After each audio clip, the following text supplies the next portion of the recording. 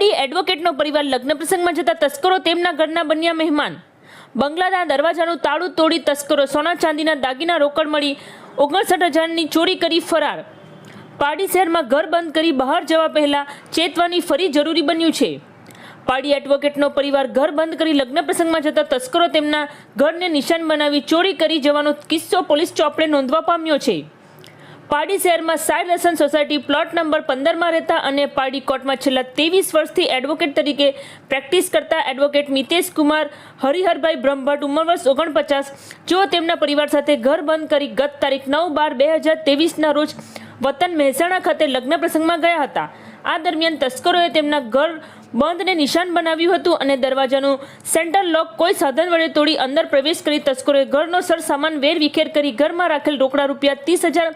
ચાંદીનું kitchen કિંમત રૂપિયા 500, એક સોનાની ચેન 10 ગ્રામ કિંમત રૂપિયા 25,000, ચાંદીની ચેન 40 ગ્રામ કિંમત રૂપિયા 2,000, ગણપતિની 2 નંગ મૂર્તિ 20 ગ્રામ જેની કિંમત રૂપિયા 1,000, ચાંદીનો કળશ નંગ એક કિંમત રૂપિયા 500 મળી કુલ્લે રૂપિયા 59,000ના મત્તાની ચોરી કરી તસ્કરો પલાયન થઈ ગયા હતા। જો કે 10 તારીખે કામવાળીએ ઘર કામ કરવા માટે આવતા તેણે સૌપ્રથમ લોક તોડેલું જોયું હતું અને આ બાબતે ઘર માલિકને જાણ થતાં તેઓ બહાર ગામ હોવાથી તેમણે મોટા વક્ષીપા ખાતે રહેતા તેના ભાઈ મયુર બ્રહ્મભટ્ટને